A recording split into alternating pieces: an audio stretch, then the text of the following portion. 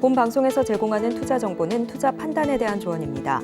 방송에서 제공하는 주식의 가치, 가격 상승 및 하락에 대해서는 방송사에서 보장하지 않습니다. 시청자 여러분 안녕하십니까? 깊이 있는 인사이트로 여러분들의 투자를 잘 이끌겠습니다. 저는 강관우입니다. 저는 이소연입니다. 어제도 우리 시장 테마주는 역시 2차 전지주였습니다. 거의 광풍이라고 할 만큼 대단한데요. 에코프로가 황제주가 된 지 얼마 안 됐는데 이제 포스코홀딩스, 삼성바이오로직스를 제치고 시가총액 4위까지 단숨에 올라왔습니다. 그동안 포스코홀딩스를 비롯해서 포스코 그룹주 계속 오름세를 보이고 있는데요. 지금 이달에만 시가총액이 무려 44조 원이나 튀었습니다. 그런데 에코프로 그룹주와는 달리 시장에서는 에코프로와는 달리 포스코 홀딩스 그리고 포스코 퓨처에 대한 목표 주가를 계속해서 올려잡고 있습니다. 우리가 관심을 쏟지 않을 수가 없어 보입니다. 네, 전날 미증시는 3대 지수 모두 상승 마감했습니다. 다우지수는 11거래일 연속 상승세로 마감을 했고요. 나스닥 역시 나스닥 100 특별 리밸런싱을 모두 소화하면서 변동성을 축소시켰습니다. 섹터별로 살펴보시면 금융주가 FOMC 회의를 앞두고 강세를 보여줬고 또 국제 유가 공급 부족으로 인해서 에너지주도 강세를 보여줬습니다. 테슬라 역시 이틀간 10% 넘게 빠졌었는데 전날은 3% 넘게 급등하면서 조금씩 더 상방이 열려줄 수 있는 그런 기대감을 모으고 있고요. 그에 따라서 우리 증시 역시 오늘도 2차 전지 강할 것으로 기대를 모으고 있습니다. 자, 여전히 2차 전지 쏠림 현상이 여전한 시장입니다. 이런 시장에서 어떻게 대응해야 될지 막막하신 분들 계시다면 저희 서울경제TV와 끝까지 함께해 주시길 바랍니다. 저희 서울경제TV 방송이 끝난 이후에도 함께 하실 수 있는 방법 말씀드립니다. 서울경제TV 유튜브로 함께 하시면요. 실시간 방송도 보실 수가 있고요. 저희 방송이 끝난 이후에도 대응책 꼼꼼하게 챙겨드리니까요. 지금 바로 함께해 주시길 바랍니다. 자, 그럼 화요일장 우리 증시도 증시팔도 화이팅입니다. 화이팅! 미국 시장 그리고 암호화폐 시장 함께 알아보는 순서죠. 오늘도 더드림 에센스의 정혜성 전문가와 함께 하겠습니다. 안녕하세요. 네, 안녕하세요. 정혜성 전문가입니다. 우리나라에서는 포스코 홀딩스 그룹주 아주 대단한데 미국에서는 다우존스 지수가 그렇습니다. 맞습니다. 이제 나스닥 그리고 S&P 500은 이제 장 초반 좀 변동성을 크게 키워갔지만 결국 강보합에서 마감을 했고요. 다우지수가 또 올랐습니다. 지금 11일 연속 상승 랠리를 이어가면서 계속해서 우상향하는 모습을 보여주고 있고요. 아무래도 이번 7월 FOMC 회의에서 기준금리 인상이 올해 마지막 금리 인상이 될 거라는 이런 기대감이 계속 커지고 있기 때문인 것으로 좀 보여집니다. 그리고 나스닥 100 리밸런싱도 오늘부터 좀 효과를 나타내기 시작했는데 어제까지만 해도 이제 빅테크 기업들이 좀 변동폭을 키울 것이라는 이런 우려가 있었지만은 오히려 애플, 마이크로소프트, 엔비디아 등 대부분 빅테크 관련주들이 절반 이상 상승 마감했습니다. 현재로서는 이제 기업들의 주가가 이제 곧 발표될 실적에 좀 더 영향을 더 많이 받고 있다고 보고 있고요. 실적이 발표된 이후에 이 나스닥 100 리밸런싱 효과가 좀 더 가중돼서 주가에 반영되지 않을까라는 전망을 하고 있습니다. 그리고 S&P 글로벌 마켓에서 이제 PMI 지수를 오늘 발표를 했습니다. 제조업, 서비스, 이제 합성 PMI 지수를 모두 발표를 했는데 서비스업은 예상보다 좀 하회를 했고 그리고 제조업 지수가 좀 예상치를 상회를 했고요. 전반적으로 지금 경기 침체를 드리고 있지는 않다. 이런 분석이 나와줬습니다. 그리고 투심도 강합니다. 다우가 11일 연속 상승한 점도 이제 투심에 영향을 주고 있고요. 공포 탐욕 지수가 최근 계속 지금 극단적 탐욕 구간에 좀 머물면서 80 밑으로 떨어지지 않고 있습니다. 오늘은 83까지 오르는 모습 확인할 수가 있었고요. 당분간은 지금 이런 흐름이 지속되지 않을까라고 전망을 하고 있습니다. 자, 그리고 오늘 기름값이 또 올랐죠. WTI나 브렌트유 모두 2% 넘는 급등세를 보였습니다. 주요 산유국들, 이제 사우디아라비아나 러시아 이런 산유국들의 감산 효과에 좀 더불어가지고 중국의 경기 부양세에 기대감에 좀 급등을 했고요. 이에 따라서 오늘 에너지 관련주들이 전반적으로 강세를 보여줬습니다. 엑슨모빌이나 쉐브론 이런 에너지 관련주들이 오늘 상승 마감을 했고요. 지금 경기 침체에 대한 우려도 많이 좀 수그러들어 있는 상황이기 때문에 국제유가 같은 경우에는 앞으로 좀 더 상승할 모멘텀이 더 많이 남아있다라고 말씀을 드릴 수가 있겠고, 달러 인덱스도 오늘 좀 올라왔습니다. 결국 오늘 100일까지 넘어섰고요. 오늘 국내 시장에서 원달러 환율이 다시 얼마나 올라갈지 한번 지켜봐야 될 것 같습니다. 자, 그리고 곡물 가격도 지금 현재 계속해서 오르고 있는 상황입니다. 네, 계속해서 오르는 상황인데 러시아와 우크라이나의 이런 흑해 곡물 협정이 좀 완전히 중단이 되면서 주요 곡물 가격들이 좀 예상치보다 빠르게 올라오고 있고요. 여기에 더해가지고 지금 이상 기후로 인해서 농작물들의 수확이 어려워질 거라는 우려도 계속해서 더해지고 있습니다. 그동안 좀 이 곡물 가격이 안정화가 되면서 인플레이션을 좀 끌어내렸는데 이런 상황이 계속해서 지속이 된다면은 다시 한번 인플레이션에 대한 우려가 불거질 가능성이 높다고 좀 말씀드릴 수가 있겠고요. 국내에서는 어제도 시간 외에 거래해서 일부 사료 관련주들이 좀 강세를 보였었습니다. 따라서 지금 사료 관련주들은 당분간 계속해서 지켜봐야 된다라는 말씀까지 한번 전해드리도록 하겠습니다. 방금 어제도 얘기했습니다만 국제 유가도 계속 지금 오르는 분위기로 가고 있고 국제 곡물 가격까지도 이렇게 올라가는 분위기로 가니까 사실 페드에서는 이번에 금리 한 번만 올리고 이제 멈추고 싶다 이런 생각도 좀 할 수는 있을 것 같은데 계속적으로 물가 인상 압력이 좀 상존한다 이렇게 좀 보실 수가 있는 것 같고 아까 그 그림 보여주신 것 중에 그것 좀 한번 다시 보여주세요. 그 공포 탐욕 지수 아까 그 83까지 이렇게 갔지 않았습니까? 그런데 제가 좀 개인적으로 좀 여쭤보고 싶은 게 우리 정혜성 전문가 같은 경우에 지금 83까지 간 이 시점에서 혹시라도 미국 주식 사고 싶은 게 있을까요? 어떨까요? 여기서 좀 줄이고 싶습니까? 아니면 더 사고 싶습니까? 어떻습니까? 아무래도 지금 많이 고평가돼 있는 주식들도 많지만은 그만큼 저평가돼 있는 주식들도 많다고 생각을 하고 있습니다.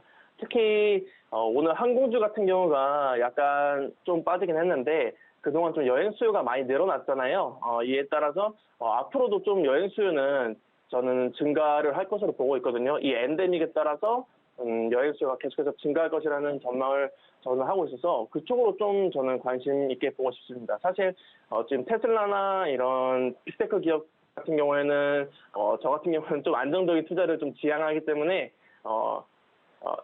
좀 무리해서 진입하지 않는 그런 성향이 있어서 항공주들에 저는 좀 관심을 가지고 있습니다. 하면 말이죠. 그렇다고 하면 어제 UBS에서 그 테슬라에 대한 등급을 홀드로 내렸지 않습니까? 그 얘기 좀 잠깐 들어볼까요? 네, 이제 또 세계에서 좀 세계적인 투자은행 UBS에서 이제 테슬라의 투자 등급을 매수해서 중립으로 하향을 했습니다. 목표가 같은 경우에도 이제 $270에서 $220로 좀 내렸고요. 그동안 가격 인하로 차량 인도량이 증가한 점이 이미 좀 주가에 많이 반영이 되었다는 이유였었는데 이렇게 투자 등급을 하향을 해도 테슬라 주가는 오늘 3% 넘게 급등을 했습니다. 오늘 전기차 관련주들이 이제 니콜라를 제외하고는 일제히 좀 상승하기도 하면서 투자자들이 테슬라뿐만 아니라 다른 전기차 관련주들까지도 계속해서 매수해주는 모습을 보여주고 있고요. 그리고 오늘 이렇게 테슬라가 강세를 띈 이유가 하나가 더 있습니다. 테슬라가 이제 인도에서 $24,000 정도 되는 이런 저가형 전기차를 생산하고 싶다고 좀 이런 의향을 드러내면서 인도 정부와 지금 협상에 들어갔다는 소식과 함께 이제 투자 등급 하향에 대한 이런 악재를 상쇄를 시켰습니다. 최근 테슬라가 이제 테슬라 Y 모델을 할인해서 좀 많이 판매를 하거나 전기차 충전 방식을 NACS 방식으로 좀 합의화시키거나 하는 등 이런 전기차 시장을 계속해서 점유하려는 움직임을 연이어 보이고 있어서 앞으로 또 어떤 행보를 보일지도 주목을 해봐야 될 것 같습니다. 투자자 여러분들은. 자, 그리고 오늘 대표적인 좀 유행성 주식으로 꼽히는 이 AMC 엔터테인먼트 홀딩스가 미국 법원 판결에 오늘 33%가량 폭등하는 모습을 보여줬었습니다. AMC 같은 경우에는 그동안 자금난을 좀 해결하기 위해 가지고 우선주를 보통주로 전환을 하려고 했었는데 미국 법원에서 이 요청을 거부를 했고 오늘 시장에서 그만큼 많이 부각을 받았었다가 지금은 살짝 소폭 시간에서 하락하고 있네요. 자, 그리고 스포티파이도 한번 보겠습니다. 스포티파이도 오늘 소폭 하락을 했는데 스포티파이 같은 경우는 최근 가격 인상 정책을 좀 내놓았었습니다. 그러면서 광고가 없는 이런 프리미엄 서비스의 가격을 1달러에서 무려 10.99달러까지 좀 대폭 인상을 하면서 회사의 마진보다 오히려 신규 구독자 유입을 막을 것이라는 우려가 다시 한번 부각되면서 하락했다는 이슈까지 한번 전해드리도록 하겠습니다. 자, 스포티파이 뉴스까지 들어봤는데 아까 국제 유가가 올랐다고 그러지 않았습니까? 항공주가 어제는 주가가 밀렸는데 우리 정혜성 전문가는 이제 항공주 앞으로 그 엔데믹으로 들어가면서 뭐 수요가 늘 거다 계속 좋게 보고 있다 얘기를 했는데 저는 오늘 이제 센티멘털 펀더멘탈 코너에서 이따 다시 강조를 하겠습니다. 저는 오히려 정유주를 좀 봐야 되는 거 아니야? SOE를 좀 계속 얘기를 하려고 그러는데 어떻게 정유주하고 항공주 두 개 중에 하나 고르면 여전히 뭐 항공주를 고르시겠습니까? 저라면은 비중을 좀 나눠서 담을 것 같아요. 지금 아무래도 지금 시장에서 뭐 한 섹터에 올인을 하기보다는 아무래도 나눠서 담는 게 지금 가장 안정적으로 투자를 할 수 있다고 좀 드러낼 수 있기 때문에 저 같은 경우는 좀 나눠서 비중 투자를 할 것 같습니다. 자, 이제 암호화폐 쪽으로 좀 넘어가야 되는데요. 비트코인 업데이트 있을까요? 네, 비트코인 시장도 한번 봐야겠죠. 지금 비트코인이 여전히 지금 하락 추세를 계속해서 이어나가고 있습니다. 3,800만 원대도 지금 이탈을 했는데요. 제가 지난 방송에서 좀 말씀을 드렸다시피 3,400에서 3,500만 원대까지는 열려 있으니까 주의하시는 게 좋다라고 다시 한번 말씀을 드리겠습니다. 지난 방송에 이어서. 자, 현재 투심 자체가 좀 너무 비트코인 시장은 악화되어 있는 상황이 계속 연출되고 있고요. 알트코인들도 보시면은 이제는 좀 윗골이 다는 거를 고사하고 비트코인 따라서 지금 장대 음봉을 만들면서 하락폭을 계속 키워가고 있죠. 상승하는 코인들도 아무래도 지금 하락하는 코인들보다 훨씬 적은 상태이고요. 그리고 대표적으로 어제 좀 위아래로 크게 움직였던 이 스톰엑스 코인 같은 경우에는 오늘도 지금 10% 가까이 하락을 하고 있습니다. 따라서 지금은 무작정 이렇게 시장에 뛰어들기보다는 비중 조절과 리스크 관리에 좀 신경 써야 할 이런 시기라고 말씀을 드릴 수가 있겠습니다. 분명히 지금 시장에서 저점 매수다, 블랙 프라이데이다 하고서 좀 달려드시는 분들이 있을 거예요. 아닙니다. 지금 공격적으로 투자를 하셨다가는 오히려 계좌 손실을 좀 더 크게 키울 수 있다는 점은 꼭 기억을 해주셨으면 좋겠습니다. 자, 전부적으로 리스크 관리 좀 집중하자 이런 말씀을 해주셨는데 그 밖에도 관련되는 이슈가 좀 있죠? 네, 맞습니다. 이제 챗 GPT의 창시자죠. 오픈 AI의 CEO, 샘 올트먼이 지난 3년간 개발했던 이 안구 스캔 암호화폐 프로젝트 월드코인을 공식적으로 출시를 했습니다. 이 월드코인의 핵심 같은 경우에는 이제 오브라는 홍채 인식 기구를 사용을 해서 개인 아이디를 생성을 하고 그 아이디로 월드코인을 보관을 할 수가 있습니다. 다만 시장에서는 이 홍채 인식 정보가 좀 유출돼서 개인 정보가 개용될 수 있다는 이런 우려가 지금 존재하는데 월드코인 측에서는 오브가 인식한 이 홍채 이미지는 암호화한 뒤에 곧바로 삭제가 돼서 유출될 가능성이 없다고 계속해서 주장을 하고 있는 상황입니다. 이 부분은 앞으로도 조금 더 지켜봐야지 유출 가능성이 있는지 없는지 판단을 할 수 있을 것 같고요. 자, 그리고 국내 게임 대기업 넷마블이죠. 넷마블에서도 지금 마블엑스 코인을 일본 코인 거래소 지라프에 출시할 예정을 밝혔습니다. 한국에서 이제 가상자산 중에서는 이 일본 현지 거래소에 거래된 코인은 라인의 링크 그리고 카카오의 클레이튼 이 두 개밖에 없었는데 이 마블엑스 코인이 세 번째가 될 예정이고요. 일본 정부가 지금 웹3 규제 완화와 시장 활성화에 좀 적극적으로 나서고 있는데 넷마블이 어떤 성과를 이뤄낼지를 앞으로 좀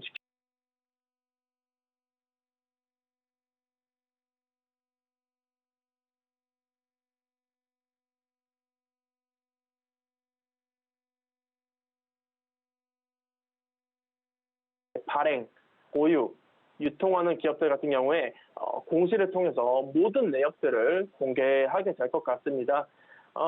지금 고객들이 좀 모를 정도로 이제 숨겨져 왔던 이런 가상자산 거래 내역이나 보유 내역들을 알리면서 시장에 알리면서 투명하게 하기 위함이라고 했는데요.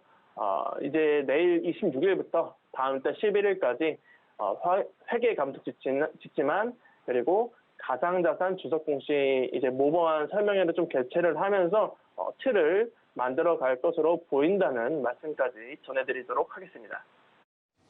국회의원들 덕보는 게 별로 없는데 국회의원 때문에 가상자산 공시까지 좀 볼 수 있게 될 것 같습니다. 오늘도 더 드림 SNC의 정혜성 전문가 수고하셨습니다. 고맙습니다. 네, 감사합니다.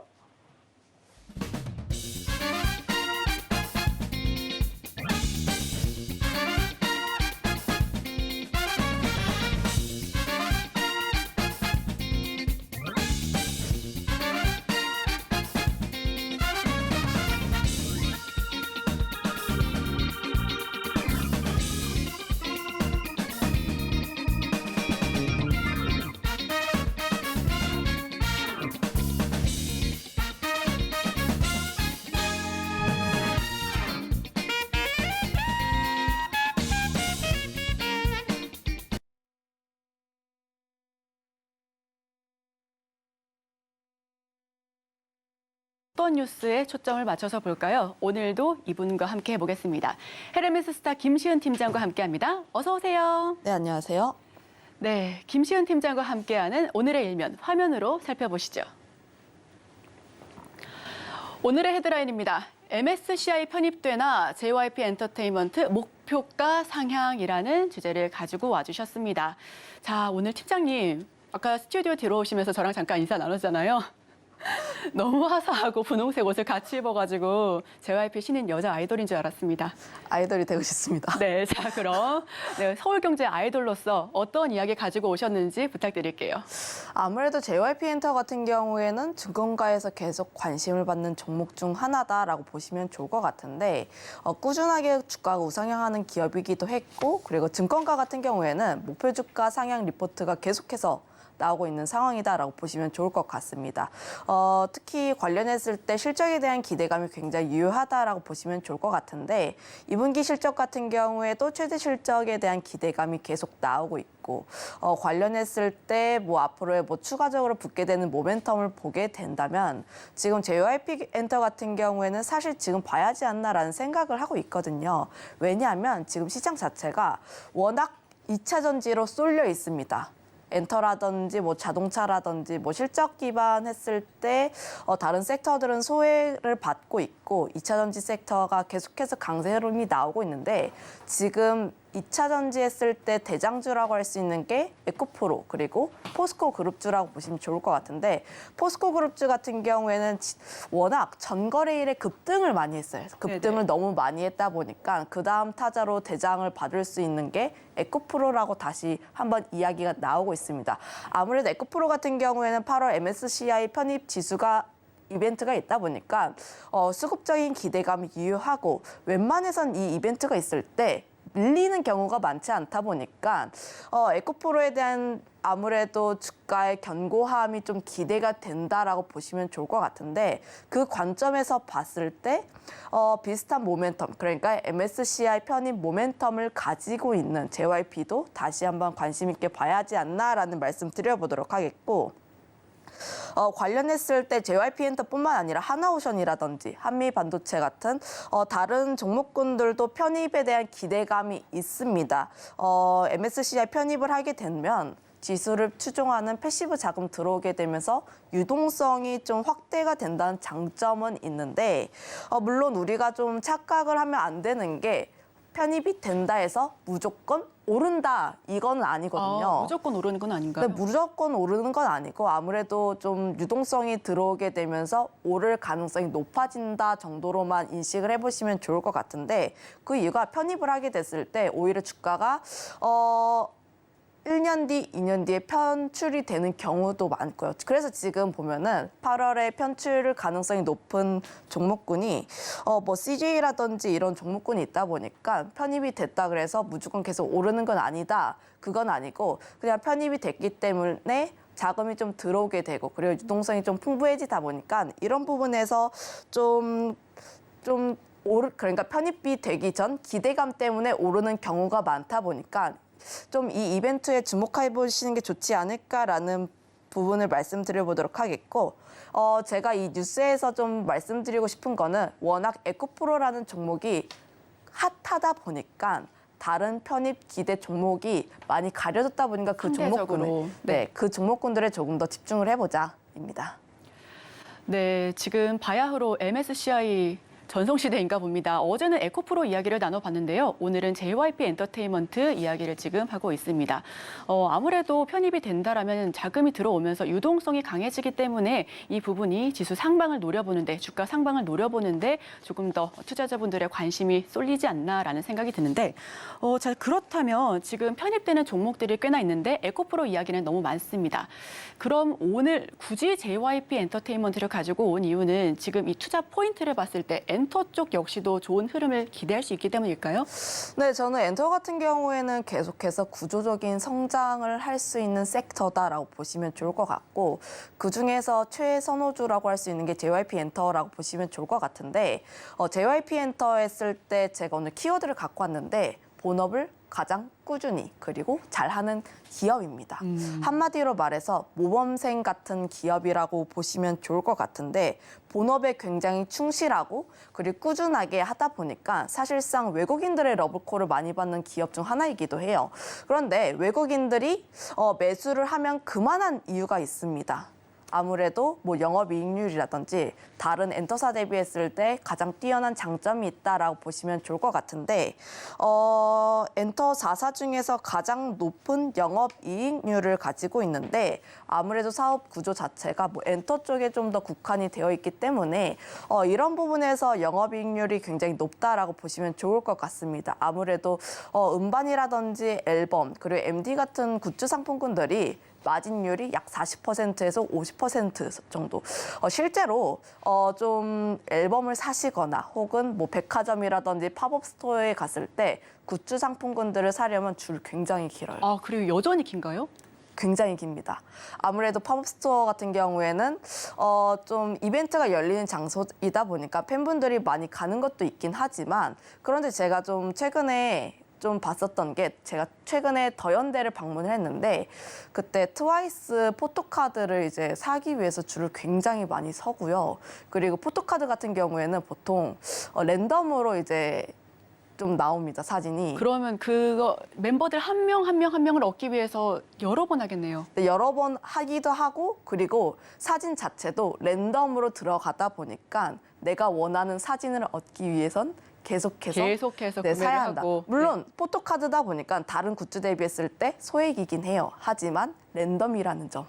그리고 아티스트별로 구성이 되어 있다는 점을 보면은 좀 매출 구조라든지 사업 구조 자체가 계속 좋아질 수밖에 없는 그런 구조가 아닌가. 팬덤만 확보를 하게 된다면 영업이익률 같은 경우는 계속해서 좋아질 수밖에 없다라고 보시면 좋을 것 같고 그런 면에서 봤을 때 다른 엔터사들 대비했을 때 굉장히 높은 마진을 보여준다라고 보시면 좋을 것 같은데 사진 한번 띄워주세요.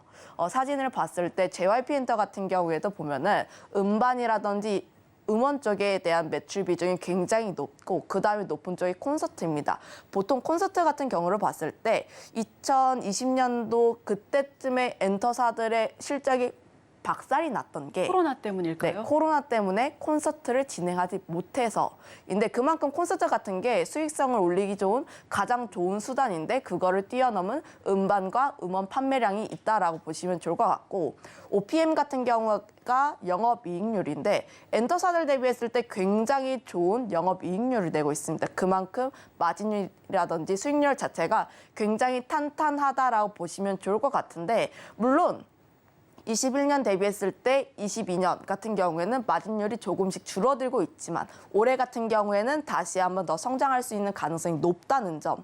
그 다음 사진도 한번 볼게요. 관련했을 때 제가 엔터 4사 대비했을 때 영업이익률을 좀 비교를 했는데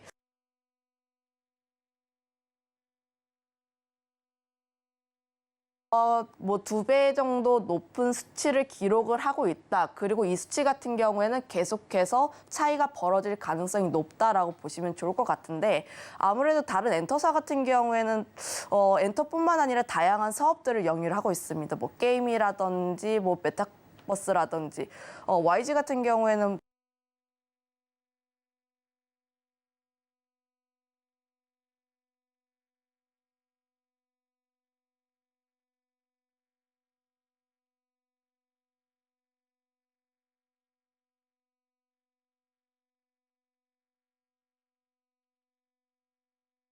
이제 계획적인가요? 네, 계획적입니다. 하반기 어떤 계획이 있을까요?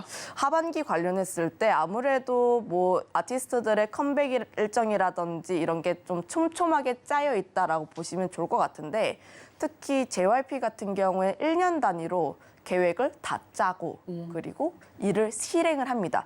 보통 엔터사를 봤을 때 좀 중요 변곡점이 될 수 있는 모멘텀이 어떤 아티스트가 어떤 앨범을 낸다인데 보통 이런 모멘텀이 있을 때 앨범이 밀리게 되면 주가가 살짝 조정을 받는 이런 모습을 보이는데 하지만 JYP 같은 경우에는 1분기에 앨범 낸다, 2분기에 앨범 낸다 보통 다 실행을 하는 편입니다. 그런 면에서 봤을 때 사실상 투자자의 입장에서 계획한 대로 하고 실적도 잘 나오고 그리고 추가적으로 우리가 고려를 해야 되는 리스크 요인이 많지 않다면 상대적으로 투자를 하기에 좋은 기업이다. 그래서 외국인들이 굉장히 사랑하는 기업이 아닐까 이렇게 판단을 하고 있습니다.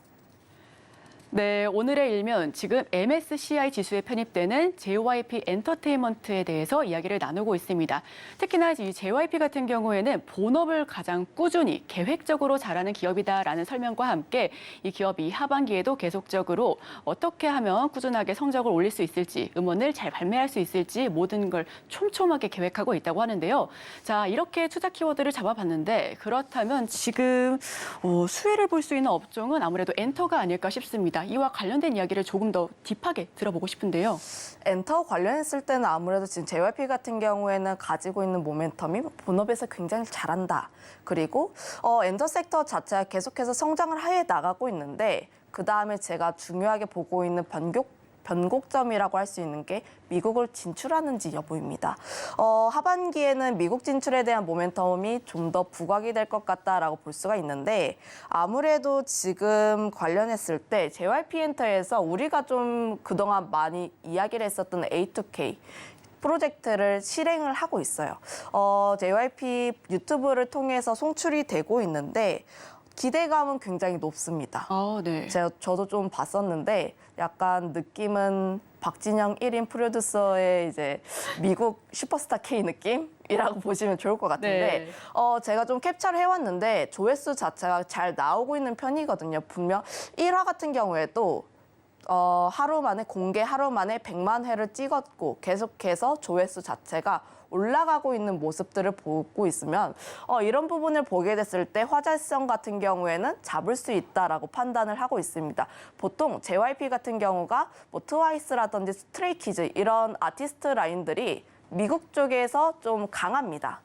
다른 엔터사들 대비했을 때 트와이스와 스트레이키즈가 미국 쪽에서 굉장히 강하고 빌보드 200이라든지 콘서트 같은 경우에도 굉장히 잘 진행을 하고 있다 보니까 이런 부분을 보게 됐을 때 기존의 JYP 팬덤, 그러니까 미국 팬덤 쪽에 A2K 프로젝트를 어필할 가능성이 굉장히 높다라고 판단을 하고 있는데 왜냐하면 엔터 쪽에서 봤을 때 아무래도 팬분들은 기획사 이제 후배 그룹들의 내리사랑을 많이 하는 편이긴 해요. 네.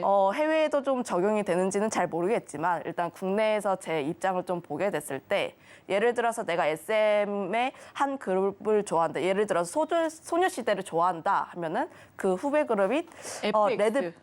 네, FX도 이렇게 세대 차이가 나는 건가요? FX도 네. 좋아하고 그다음에 그 레드벨벳 좋아하고 레드벨벳 좋아하면 에스파 좋아하고 이런 식으로 후배 사랑이 계속해서 나다 보니까 이런 점을 보게 됐을 때 JYP의 기존 팬분들께 어필할 가능성이 높고 그리고 지금 화제성이라든지 대중성을 잡게 된다면 스토리라인이 서사가 되었을 때 크게 한번 팬덤을 형성할 가능성이 높다. 일단 데뷔하기 전에 팬덤을 형성하는 게 가장 중요한 게 아무래도 지금 아이돌이라든지 관련 산업군들이 데뷔를 했을 때 보통 수익성을 내는 연차가 3년차, 4년차입니다. 그때부터 폭발적으로 성장을 해 나간다라고 보시면 좋을 것 같은데 하지만 데뷔를 하기 전에 인지도를 얻었다면 데뷔를 하기 전에 큰 팬덤을 형성을 했다면 이 기간을 좀 더 빠르게 줄일 수가 있는 거죠. 아무래도 뭐 아티스트 같은 경우에는 팬덤 빨리 확보를 해서 뭐 정상에 대한 기대감도 있을 것이고 소속사 같은 경우에는 아무래도 큰 돈을 벌어다 줄 수 있고 특히 계약 기간 자체가 7년 차이다 보니까 어떻게 해서든 전연차에 빠른 수익을 얻는 게 중요합니다. 이런 부분을 보게 됐을 때 앞으로의 매출이라든지 이런 부분에 대해서도 기대를 해볼 수가 있다라고 보시면 좋을 것 같은데 물론 가정 자체는 성공을 한다면입니다. 성공을 한다면이지만 하지만 지금 저는 좀 성공 가능성이 굉장히 크다라고 보시면 좋을 것 같은데 왜냐하면 예전에 박진영이 원더걸스 데리고 미국 갔을 때랑 좀 상황이 달라요. 그때는 크게 실패를 하지 않았습니까? 네, 그때는 사실상 K-팝이라는 게 워낙 비주류였다 보니까 그리고 또 맨땅에 헤딩식으로 많이 도전을 했어요. 그런데 지금 뭐 블랙핑크라든지 BTS가 길을 뚫어졌고 그리고 사실상 K-팝 팬덤이 계속해서 확대가 되고 있는 시점이다 보니까 사실상 이전과는 좀 다르지 않을까라는 기대감을 가져볼 수가 있겠다라고 보시면 좋을 것 같고 그거에 따라서 지금 미국 진출 그러니까 미국에서 그룹을 준비를 하는 데 있어서 가장 선두에 달리고 있는 JYP 같은 경우에는 좀 더 기대감이 크다라고 보시면 좋을 것 같습니다. 네, 원더걸스로 추석을 닦은 JYP 엔터테인먼트가 이번에는 제2의 아메리칸 드림을 꿈꾸고 있는데요. 그렇다면 지금 JYP 엔터테인먼트 이야기를 나눠봄과 동시에 지금 그럼에도 불구하고 섹터 자체는 2차 전지에 대한 쏠림 현상이 여전합니다. 이럴 때 2차 전지 말고 엔터를 가지고 오신 데에도 이유가 있을 것 같은데 이 엔터를 전반적으로 다 좋게 보고 계신 건지 긍정적으로 보고 계신 건지 아니면 유독 JYP 엔터테인먼트만 괜찮다라고 생각하시는 건지도 궁금해한데요. 네, 저는 엔터 전반적으로 다 좋게 보고 있습니다. 그 이유가 사실상 엔터 같은 경우에는 계속해서 성장을 해 나간 섹터이기도 하지만 실적도 좀 굉장히 좋거든요. 사실상 엔터주들이 상반기에 주목을 많이 받았던 이유가 1분기 실적 굉장히 잘 나와서 우리 기대보다 JYP라든지 YG엔터의 실적이 잘 나오면서 엔터주들이 관심을 많이 받았다라고 보시면 좋을 것 같은데 이번 2분기 실적 같은 경우에도 JYP를 필두로 했을 때 엔터사들 같은 경우에는 실적 기대감이 굉장히 크다라고 보시면 좋을 것 같습니다. 아무래도 실적 시즌이다 보니까 실적을 발표를 했을 때 어떤 상황이 발생하는지를 좀 염두를 해줘야 될 것 같은데 이런 부분을 보게 됐을 때 엔터주들 같은 경우에는 지금 좀 소외가 되었다 보니까 다시 한번 더 관심 있게 봐야 하지 않을까라는 말씀 드려보도록 하겠고 거기에 더해서 앨범이라든지 음반 같은 경우에도 계속적으로 잘 팔리고 있는 모습을 보여주고 있고 앞서 설명했다시피 K-팝이라든 팬덤 자체가 계속해서 커지고 있습니다. 보통 수익성이라는 지표를 보게 됐을 때 앨범 판매량, 그러니까 앨범이 얼마나 많이 팔렸는지를 보시면 좋을 것 같은데 보통 남자 아이돌 같은 경우에는 워낙 팬덤 자체도 짱짱하다 보니까 잘 팔려요. 그런데 최근에 화제가 되는 아이돌들을 보면 뭐 뉴진스라든지 에스파라든지 르세라핌이라든지 이런 그룹들이 있는데 이 친구들도 전연차, 그러니까 데뷔한 지 1년, 2년밖에 안 됐는데 앨범 판매량이 굉장히 좋습니다. 이번에 뉴진스가 신곡 공개를 했잖아요. 네네. 그런데 앨범 판매량이 신곡 기준으로 했을 때 170만 장 선주문이 나왔습니다. 근데 데뷔한 지 1년밖에 안 됐는데 이 수준이 굉장히 대단한 거다 보니까 그만큼 K-팝이라는 시장 자체가 계속적으로 확대가 되고 있고, 그리고 이를 기반으로 했을 때 매출 같은 경우에도 계속적으로 성장이 가능한 구간이다라고 보시면 좋을 것 같습니다. 거기다 제가 하반기에 엔터주를 계속 봐야 하는 이유 중 하나가 신인 모멘텀이 너무 많이 밀집되어 있어요. 게임사 같은 경우에는 신작이 언제 나오는지 여부가 중요하다면 엔터사 같은 경우에는 신인이 언제 나오는지가 중요합니다. 아무래도 파이프라인 자체를 확대를 해 나가는 구간이다 보니까 신인 모멘텀이 얼마나 어떻게 잘 붙어주는지, 그리고 그 신인이 얼마나 잘 해주는지가 중요하다라고 보시면 좋을 것 같은데, 엔터 4사 같은 경우에는 계속 신인 모멘텀을 붙이고 있어요. SM도 그렇고 하이브도 그렇고 JYP도 그렇고 YG 같은 경우도 그런데, YG 같은 경우에는 아무래도 그동안 상반기에 모멘텀을 많이 받아왔던 베이비몬스터에 대한 기대감도 있고, SM 같은 경우에는 신인을 그렇게 많이 안 내보냈는데 하지만 좀 개편이 됐잖아요. 구조 자체가. 그런 부분을 보게 됐을 때 앞으로의 신인이라든지 보이그룹에 대한 기대감도 굉장히 유효하다는 점. JYP 같은 경우에는 중국이라든지 일본 쪽에서도 현지 그룹을 좀 내세울 계획이다 보니까 이런 부분에 대한 기대감이 있습니다. 신인 모멘텀이 하나 둘씩 붙고 그리고 이슈가 되기 시작하면 다시 한번 엔터주들 같은 경우에는 모멘텀을 받으면서 다시 한번 상승할 수 있는 가능성이 높다는 점. 그렇다고 실적이 빠지는 것도 아니다 보니까 엔터 같은 경우에는 꾸준히 계속해서 관심 있게 봐야 하는 그런 섹터가 아닌가 싶습니다. 네, 좋습니다. 오늘 엔터주 전반적으로 다뤄봤습니다. 특히 MSCI 지수에 편입되는 JYP 엔터테인먼트를 시작으로 하이브와 그리고 YG, SM까지도 살펴봤는데요. 지금 2차 전지의 쏠림 현상이 여전하긴 하지만 지금 소외되어 있는 엔터주 역시 하반기 모멘텀으로 실적으로 살펴보셔도 좋을 것 같습니다. 지금까지 헤르메스 스타 김시은 팀장과 함께했습니다. 고맙습니다.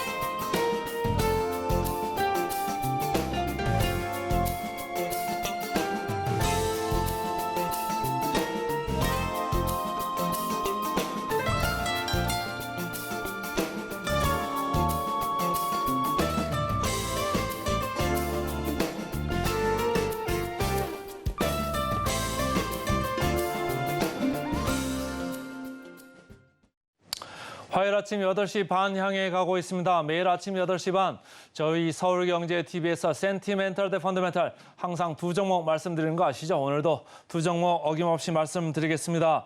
센티멘탈로 여러분들 관심이 아주 많은 종목입니다. 포스코 홀딩스 그리고 펀더멘탈로 SOL 이렇게 두 종목 말씀드리겠습니다. 포스코 홀딩스 제가 이제 오프닝 멘트에서도 말씀드렸습니다만은 최근에 포스코 홀딩스 그룹주의 주가가 아주 대단합니다. 저 차트 한번 보실까요? 자, 제일 위에 파란 줄로 된 게 포스코 DX입니다. SI 그룹의 SI 쪽하고 스마트 팩토리 하죠. 포스코 엠텍 철강제 포장한다고 그때도 말씀을 드렸습니다. 주가가 아주 강합니다. 그 다음으로 따라 올라가고 있는 게 포스코 퓨체입니다. 핵심 주죠. 그 다음에 포스코 인터내셔널 어제 상한가를 갔습니다. 자, 포스코 홀딩스 오늘 이 포스코 홀딩스를 얘기를 하는데요. 제일 밑에 쳐져가지고 천천히 올랐습니다. 저희는 이미 몇 달에 걸쳐서 아주 대여섯 번 이상 계속적으로 반복적으로 정기적으로 말씀을 드린 주식이 되겠습니다.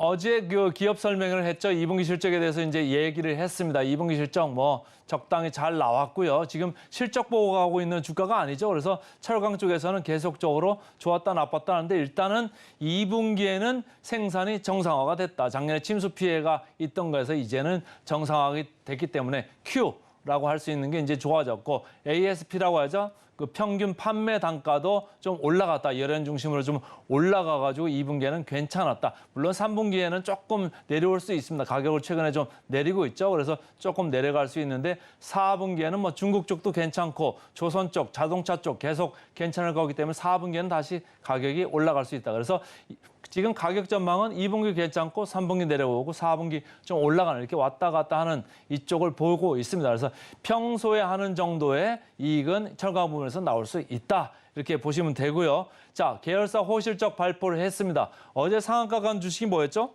바로 이 포스코 인터내셔널입니다. 2분기 실적이 아주 좋게 나오면서 상한가를 뚫어버렸고요. 오늘 장 초반에도 상당히 강할 수 있다. 이렇게 보시면 좋고 포스코 퓨처엠까지 계속적으로 이익이 지금 늘어나고 있습니다. 아무래도 캐파 늘어나면서 양극재 뭐 계속적으로 수요가 있고 지금 재고 쌓아놓으면요. 3일밖에 안 걸린답니다. 다 팔리는데요. 3일밖에 안 걸리니까 가져가는 데가 너무너무 많은 거죠. 그래서 포스코 퓨처엠 그 이익 실적이 좋을 수밖에 없는 거고요. 어제 이제 2030년까지 비전을 공개했습니다. 신사업에 대한 비전을 공개했는데 그동안에 없던 얘기들이 좀 나온 게 있습니다. 그래서 2030년까지 저탄소 제품을 생산을 좀 많이 하겠다. 이런 얘기를 했고요. 그다음에 친환경차 관련해가지고 구동 모터형 전기 강판 생산 계획도 발표를 했습니다. 이런 새로운 뉴스들이 이제 모멘텀으로 추가적으로 작용을 하고 있는 가운데 지난번에도 이제 그룹 차원에서 얘기를 했었죠. 제가 볼 땐 핵심은 여전히 이겁니다. 배터리 소재 매출이 62조까지 늘어날 수 있게 하겠다라는 거예요. 제가 그 오프닝 멘트에서 말씀드렸습니다. 포스코 그룹사의 시가총액이 이번 달에만 무려 44조 원이 올랐습니다. 매출 목표 62조 원이 오를 거로 지금 보고 있습니다. 그러면 거의 3분의 2 정도는 지금 반영을 했다. 이렇게 이제 이해를 하시면서 들어가 보시자고요. 자, 여전히 포스코홀딩스 개인들의 순매수 1위입니다. 이 거래량을 보시죠. 거래량이 뭐 어마어마합니다. 어제 거래량은 그 상장 주식 수의 10%나 거래가 됐습니다. 개인 간에 계속 이렇게 손바꿈이 있는 거죠. 그런 가운데 외국인 기관은 계속 팔아대고 있습니다. 그러면 어떻게 될까요? 이걸 좀 봐야 되는데 일단은 개인들이 밀고 가고 있는 현재의 장세 거침이 없습니다. 신용잔고를 보겠습니다. 그렇다면 신용잔고가 많은 수준일까 제가 걱정이 돼가지고 조금 살펴는 봤는데요. 다른 거에 비해서는 뭐 그렇게 이 밑쪽 포스코 퓨처엠, 포스코 인터내셔널에 비해서는 좀 높죠? 2.0%. 전체 상장 주식수의 2% 정도면 이렇게 이거에 비교해서는 좀 높은데 자 포스코 스틸리온 6%, 포스코 엠텍은 4%입니다. 신용잔고 상당히 높은 쪽에 속하는 거죠. 근데 포스코 홀딩스가 신용잔고율이 2%다라고 하면은 제가 볼 때는 개인적으로 조금 평소보다는 높죠. 높은데 그렇다고 해서 3% 수준까지는 아직 오지는 않았기 때문에 그렇게 높은 건 아닐 수도 있겠다. 이런 생각도 좀 해봤습니다. 그래서 제가 제목을 신용잔고율 아직은 오케이다 이렇게 잡았습니다. 자, 여러분들 에코프로 PM 최근에 공매도와의 전쟁 어떻게 되고 있습니까? 공매도를 쳤던 외국인 기관들 지금 아주 아수라장입니다. 반면에 개인들은 최근에 희희낙낙하고 있죠. 자, 이쪽 보겠습니다. 지금 시계열을요 거꾸로 놨습니다. 그래서 이쪽이 최근을 보이고 있는 건데요. 최근에 보면은 공매도 잔고가 이 회사는 오히려 늘고 있습니다. 자, 공매도의 전쟁 그래서 제가 아직 진행 중이다 이렇게 말씀을 드렸는데 현재 공매 잔고가 거의 100만 주에 지금 육박을 하고 있습니다. 자, 에코프로 BM 이쪽의 예와 같이 공매도가 좀 항복을 해야지 이 주가가 조금은 진정이 될 수도 있는 건데 오히려 공매도는 지금 점점 많아지고 있습니다. 공매 쪽에서 공격을 아주 심하게 하는 거죠. 근데 지금 공매도 잔고가 전체 그 상장 주식수의 1%밖에 안 됩니다. 아까는 신용잔고율이 개인들이 신용을 쓰는 게 2%라고 했잖아요. 근데 외국인 기관이 공매도를 하는 게 1%입니다. 100만 주라고 하지만은 아직은 1% 그렇게 높은 거는 아니다. 그렇지만은 최근에 좀 많이 올라왔다. 이걸 빌미로 개인들이 주가를 더 위로 올려버리면 어떻게 될까요? 공매도들이 다시 항복을 하는 숏 스퀴즈, 그러니까 공매를 환매수하는 그 국면이 다시 나올 수가 있다. 그런 면을 센티멘탈 쪽으로 제가 가지고 온 이유입니다. 자, 역사적인 밸류 밴드 보겠습니다. 역사적인 밸류 밴드 보면은 이미 상단을 제치고 지금 올라와 있습니다. 상단을 돌파를 했다. 통과를 했다. 이렇게 보시면 되는데 이게 어디까지 갈까요? 지금 0.9배 수준까지 이제 가고 있는데 이게 더 올라갈 수도 있겠다라는 분위기로 지금 살짝 잡혀가고 있습니다. 그건 무슨 얘기냐? 에코프로 그룹주는 사실은 이미 목표 주가를 많이 떨어져 놨었는데 오히려 주가는 많이 올라와가지고 증권사들 아주 면이 많이 깎였었죠. 근데 이 포스코 홀딩스는 지금 분위기가 완전 다릅니다. 에코프로 그룹주와 달리 목표 주가를 슬금슬금 올리고 있고 과감히 올리는 데도 나오고 있습니다. PBR 보죠. PBR 전체적으로 봤을 때 그 포스코 그룹 계열사 중에서는 가장 낮습니다. PBR 0.93배입니다. 그러면 0.93배가 높은 거냐 낮은 거냐 할 때는 제철, 그러니까 제강 이쪽 관련해 가지고는 높은 편에 속합니다. 0.9는 좀 높죠. 평소는 0.5, 0.4, 뭐 현대제철 같은 경우는 더 낮습니다. 그렇지만 지금 2차 전지 관련된 밸류가 PBR에 지금 들어왔다라고 저는 이제 개인적으로 보고 있는 거고요. 여기에 이미 한 0.4에서 0.5 정도는 지금 들어와 있다 이런 생각을 하고 있습니다.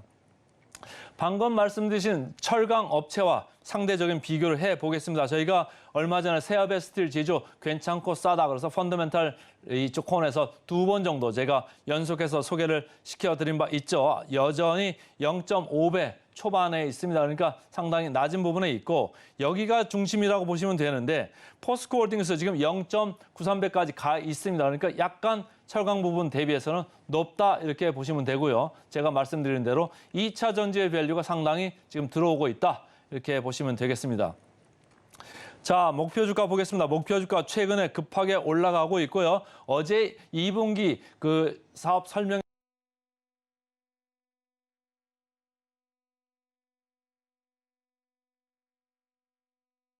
만 원은 상당히 높은 가격이고요. 하나증권에서도 목표 주가를 올렸습니다. 하나증권에서는 74만 원까지 올렸습니다. 지금 여기 보이는 48만 원보다 상당히 괴리가 있습니다. 그래서 지금 현재 보이는 거 대비해서는 괴리도가 마이너스지만 목표 주가가 올라간 거를 아직 반영하는 이 차트가 되겠습니다. 하루 전날 거니까요. 근데 이거를 반영을 하면 아마도 목표 주가가 70만 원대는 오지 않을까 이런 생각을 하고 있습니다. 그래서 지금 에코프로 그룹주와는 달리 시장은 목표 주가를 상향 중에 있다. 그래서 오늘은 센티멘탈 주식으로 포스코 홀딩스부터 말씀드렸습니다.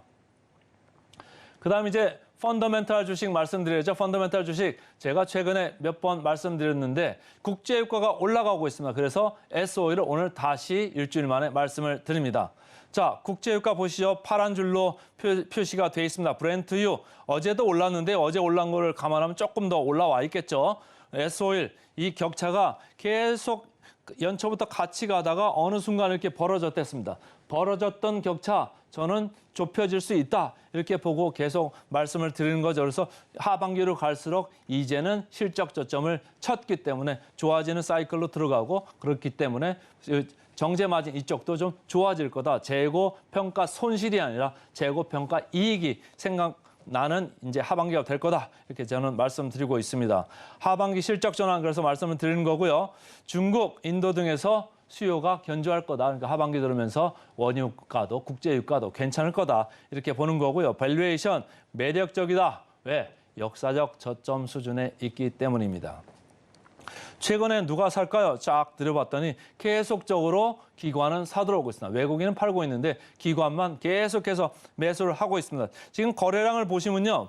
이쪽 4월, 5월에 됐던 거래량하고는 확연히 다른 모습입니다.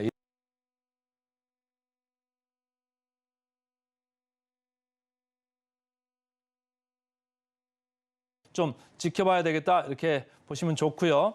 자, 역사적 밸류 밴드로 봤을 때 무리가 없는 아주 하단 수준에 와 있습니다. 그러니까 여러분들이 계속적으로 주시를 해 주시고 자, 밸류에이션 마지막으로 터치를 해 보겠습니다. S-오일 PER로 봤을 때 8.4배입니다. 금년에 실적이 나빠서 8.4배입니다. 그러면 실적이 좋아지고 나면 이 PER은 내년 가면은 뭐 6배, 5배까지도 내려갈 수도 있겠다 이런 생각을 좀 하시면 좋고요. SK이노베이션 왜 이렇게 높냐?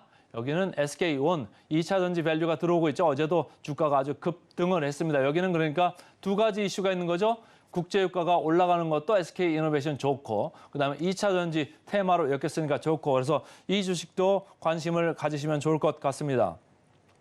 마지막으로 목표 주가 터치하겠습니다. 목표 주가 97,000 초반에 와 있는데 현재 목표 주가 대비 괴리율 34%입니다. 그러니까 여전히 여유가 있다. 그래서 오늘은 센티멘탈로 포스코 홀딩스, 펀더멘탈로 S-오일 두 종목 말씀드렸습니다.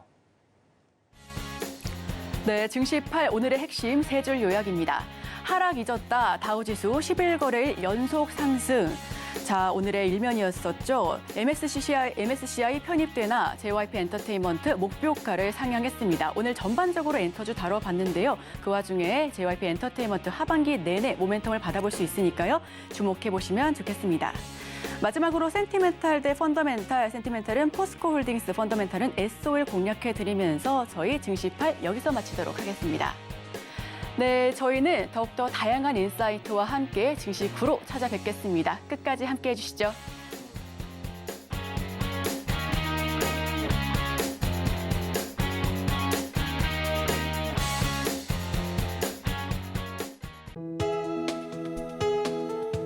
본 방송에서 제공하는 투자 정보는 투자 판단에 대한 조언입니다. 방송에서 제공하는 주식의 가치, 가격 상승 및 하락에 대해서는 방송사에서 보장하지 않습니다.